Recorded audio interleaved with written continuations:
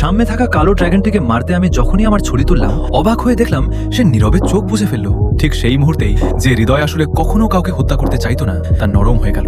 আমি ছুরি গুটিয়ে চলে যাওয়ার সিদ্ধান্ত নিলাম, কিন্তু অপরাধ বোধটা ঝেড়ে ফেলতে পারলাম না। সবশেষে সবটাই আমার দোষ। শেষ পর্যন্ত আমি ফিরে এসে টুথলেসকে বেঁধে রাখা দড়িগুলো কেটে দিলাম। শেষ দড়িটা কাটার মুহূর্তেই টুথলেস হঠাৎ আমার দিকে ঝাঁপিয়ে পড়ল।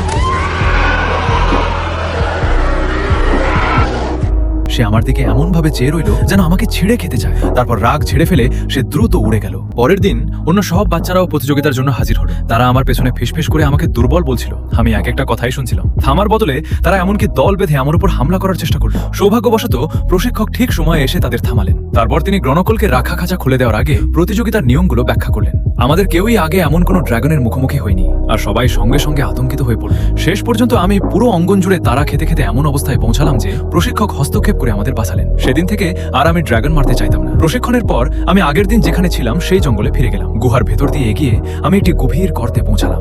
মাটিতে আমি টুথলেসের একটি আঁশ পেলাম। সেটা তুলতে নিচু হতেই হঠাৎ আমার পেছন থেকে এক বিশাল ছায়া বেরিয়ে এসে আমাকে ভয়ে অর্ধমৃত করে দিল। ভালো করে তাকিয়ে বুঝলাম সেটা টুথলেস। সে গর্ত থেকে উড়ে বেরোনোর চেষ্টা করছিল, কিন্তু যতই চেষ্টা করুক কিছুতেই পারছিল না। আমি সঙ্গে সঙ্গে আমার নোট বই বের করে যত কিছু দেখছিলাম সব লিখতে শুরু করলাম, কিন্তু আঁকতে আঁকতে বুঝলাম কিছু একটা সমস্যা আছে। টুথলেসের লেজের পাখনার এক পাশ নেই, এই কারণেই তো উড়তে পারছিল না। ক্লান্ত হয়ে সে মাটিতে লুটিয়ে পড়ল। ঠিক তখনই একটি ছোট মাছের দিকে তার নজর গেল। সে কয়েকদিন ধরে কিছু খায়নি আর অনেক ক্ষুধার্ত ছিল, কিন্তু মাছ ধরার দক্ষতা ছিল খুবই খারাপ। সে একটাও মাছ ধরতে পারছিল না। আমি দৃশ্যটা এঁকে ফেলতে যাচ্ছিলাম, তখন আমার পেন্সিল হঠাৎ পড়ে গেল আর আমার অবস্থান ফাঁস হয়ে গেল। টুথলেস আমাকে দেখা মাত্রই সঙ্গে সঙ্গে সতর্ক হয়ে উঠল। এই রহস্যময় ড্রাগন সম্পর্কে যতটা সম্ভব জানতে দৃঢ় সংকল্প হয়ে আমি বাড়ি ফিরে ড্রাগন সম্পর্কে খুঁজে পাওয়া সব বই তন্ন তন্ন করে খুঁজতে লাগলাম। বইগুলোতে নানা ধরনের প্রাণঘাতী প্রজাতির বর্ণনা ছিল, কিন্তু শেষমেশ যখন নাইট ফিউরির পাতাটা পেলাম তখন তা ছিল একেবারে ফাঁকা। শুধু কয়েকটি সতর্কবার্তা ছাড়া, বজ্রপাত আর মৃত্যুর অশুদ্ধ সন্তান নিজেই।